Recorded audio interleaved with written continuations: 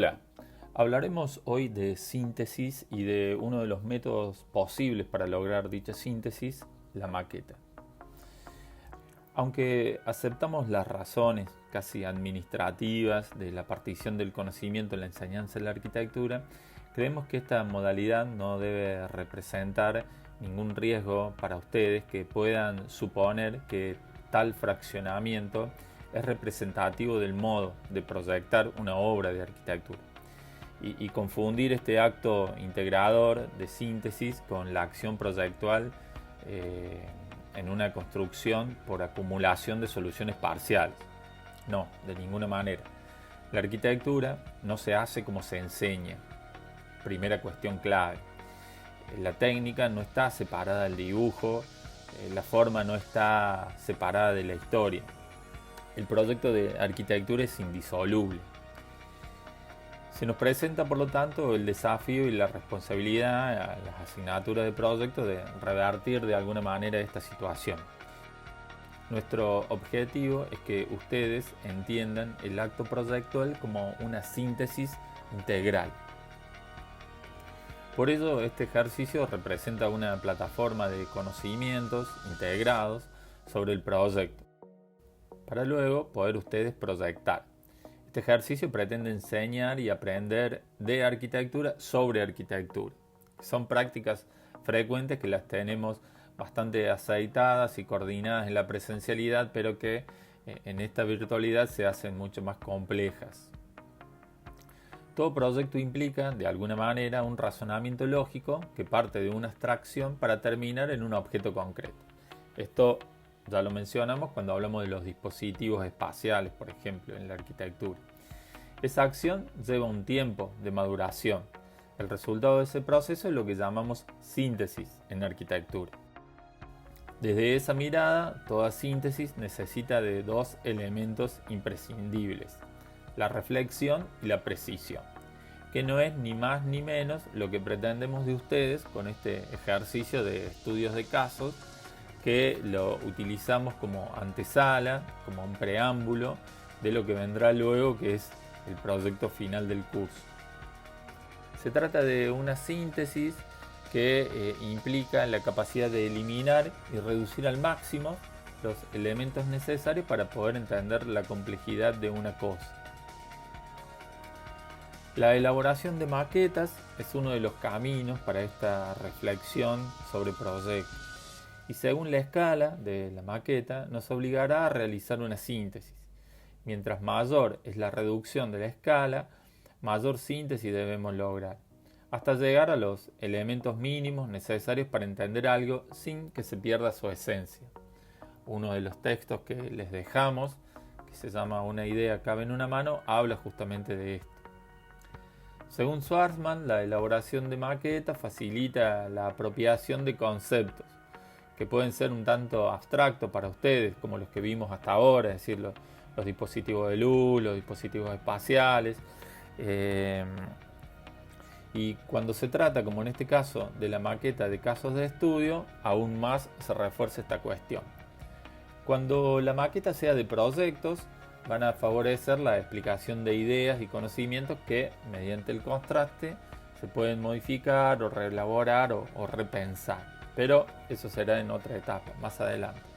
Por ahora nos situamos en esta instancia, que es la elaboración de maquetas de casos de estudio. Trabajamos desde siempre con maquetas en la etapa de aprestamiento, como ejercicio de reflexión intelectual, pero también muscular, es decir, adiestrar la mano junto con la mirada. La imagen que ven es una entrega pública que hicimos hace un par de años en la puerta de la facultad, justamente referida a esta cuestión que estoy mencionando. La tridimensionalidad, o sea, la maqueta, les permitirá a ustedes la aplicación práctica de conocimientos teóricos, desarrollando destrezas como la observación, la comparación, entre otros. Desde simples maquetas de papel como estudio de posibilidades, pasando por maquetas de verificación en el contexto para ver alturas, lógicas, llenos y vacíos, cuestiones que ustedes han venido estudiando ya en los casos que les hemos dado, hasta elaboradas maquetas de entrega final como las que vemos abajo. Maquetas de síntesis en escalas de reducción para entender el espíritu del proyecto, como en el caso de Sanaa, la dupla oriental que con su maqueta del nuevo Museo de Arte demuestra ahí esa capacidad oriental de eliminar lo superfluo y quedarnos con lo esencial que mencionábamos antes. Hasta maquetas inmersivas como las de Saarinen, Eliel Saarinen, quien trabaja de esta manera. Si googlean van a ver infinidad de imágenes de Saarinen metido dentro de sus maquetas, como ven aquí para el proyecto de los arcos en St. Louis, Missouri. Y así es como trabajamos en el taller. Así deberíamos estar en este minuto maquetando el contexto urbano donde ustedes deberían realizar el proyecto. Decidimos mostrarles estas imágenes, como lo dijimos al principio en algunos de los primeros teóricos, para no olvidar del todo nuestras prácticas y entender que esta es una eventualidad, no la normalidad. Maquetas individuales que por sumatoria van armando un conocimiento colectivo del territorio que lamentablemente hoy nos está vedado. Estas maquetas son de compañeros de ustedes de otros años, son maquetas de entrega final ya, por supuesto, aclaro. Simplemente las mostramos también para que aprecien la capacidad de resolución, las terminaciones, los materiales, que siempre son mínimos, lo más sobrio posible, donde no aparece nada más que la arquitectura o donde no se deja ver nada más que lo esencial de la arquitectura. Vean que todo el contexto está reducido a lo mínimo, la vegetación, los árboles, las aberturas. En algunos casos no es necesario el detalle, sino que simplemente lo esencial para poder entender escala, proporciones, poder ver la espacialidad, interpretar la iluminación. Las maquetas son elementos de estudio, como digo, y observación. La posibilidad de cambiar la línea de horizonte en la observación justamente, estudiar cada objeto arquitectónico, recorrerlo, someterlo a la incidencia de la luz, acercar figuras humanas para apreciar la escala, la proporción de las partes. Bien, maquetas de papel, de estudio, de posibilidades, que no es necesario tengan todos los detalles, son maquetas rápidas.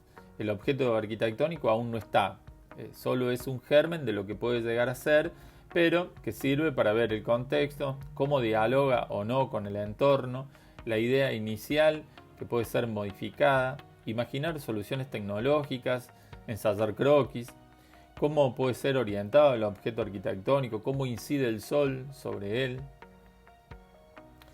Bien, esto es lo que deberían hacer ustedes. Esto van a recibir para la próxima fase del ejercicio. Harán una maqueta del caso que les tocó.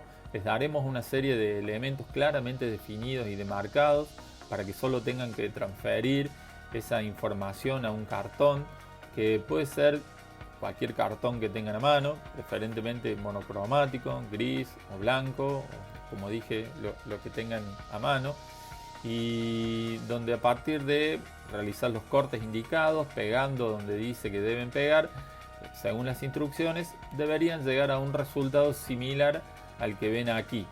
Este es el mismo ejercicio, en formato por supuesto, que hicieron compañeros de ustedes años anteriores. Bien, cerramos con una breve historia de la síntesis a partir de ciertos, podríamos decir, celos profesionales, pero genialidades también que a partir de la reflexión y la síntesis justamente supieron superar y enriquecer el discurso arquitectónico como disciplina, ¿sí? Hacer que la propia arquitectura se reinvente y crezca. Como ejemplo de síntesis, todo comienza aquí con la famosa frase less is more, menos es más, de Mies, quizás una de las frases o citas más famosas del diseño. Se supone que Mies la escuchó por primera vez de su jefe, Peter Behrens, un gran arquitecto del que heredó su gusto por la sobriedad. ambos odiaban el ornamento. La frase, que por cierto es impecable y que hoy está un tanto banalizada ya a esta altura, logra en 3 palabras sentar una filosofía de diseño. Esto es la posibilidad de conseguir lo mismo con menos medios o menos elementos, o una síntesis de ambos, ¿no? De medios y elementos. Mies denominó a su filosofía una arquitectura de piel y huesos, aunque no necesariamente se refería a prescindir de los materiales o a utilizar materiales más económicos.